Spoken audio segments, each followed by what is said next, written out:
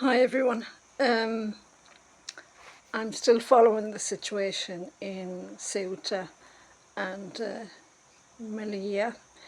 Um, I'm hoping that things are not going to escalate there. Um, Hats off to the business people in Ceuta who closed shop basically the day that all those young Moroccans came into the area, because that was a show of we're not going to engage with you. I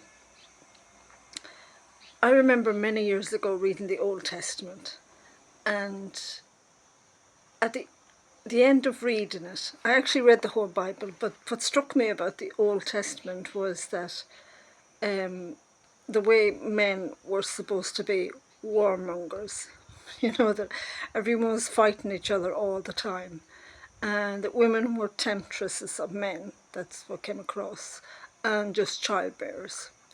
So, but that was thousands of years ago. Hopefully, we've moved on from that, and hopefully, people like the Buddha and Jesus have helped people to wake up to their consciousness.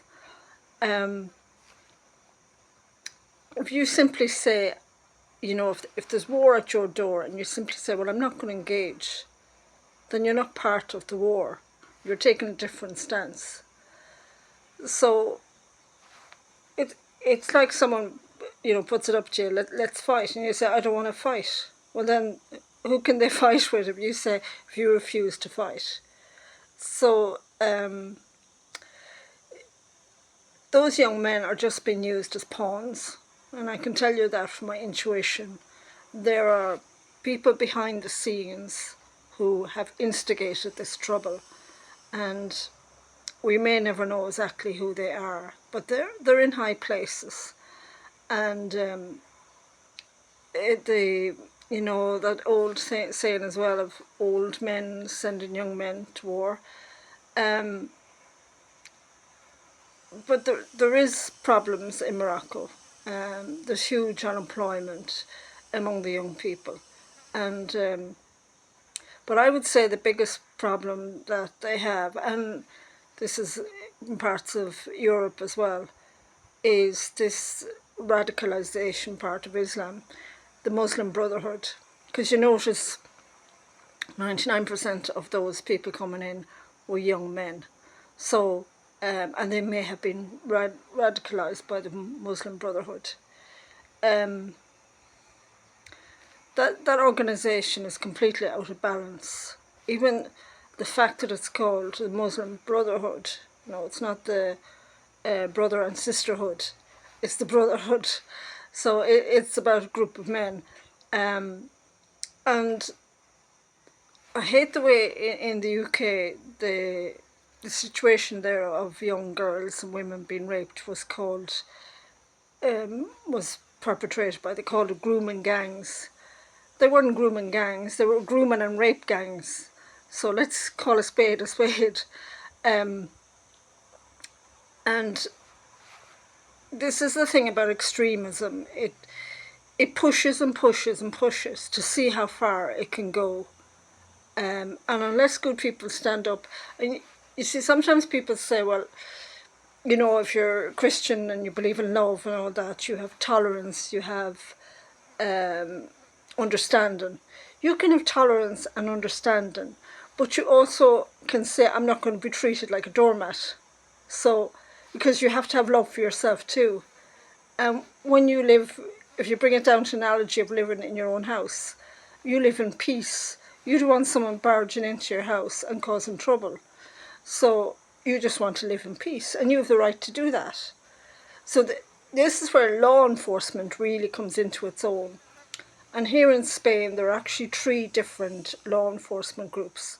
There's the local police, there's the national police, and there's Guardia Civil. And of course, there's the army as well. I hear there's the legionnaires as well.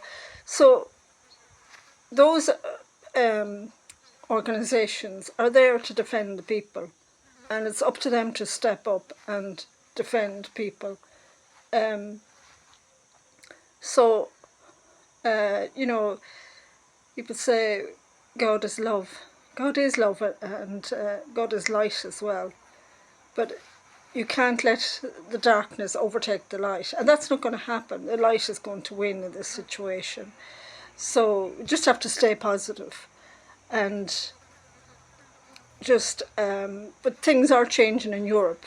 People are finally waking up to the fact that um, these the radical Islam is not coming to Europe to contribute to a peaceful society. That the misguided ones are coming to try and take control and to show dominance. And unfortunately, their book has ideology has backed that up. So there is, if you just use logic, you can see that. But the good people are going to have to stand up and say, without violence, just say, okay, there's so much that we will take, but when it becomes that you're hurting people and harming people and destroying people's lives, we're not going to have that. So, and the rule of law is so important that because I believe the rule of law is enforcing laws in a reasonable manner where things don't go to the stage of a war. So, don't want that. Take care, everyone. Thank you.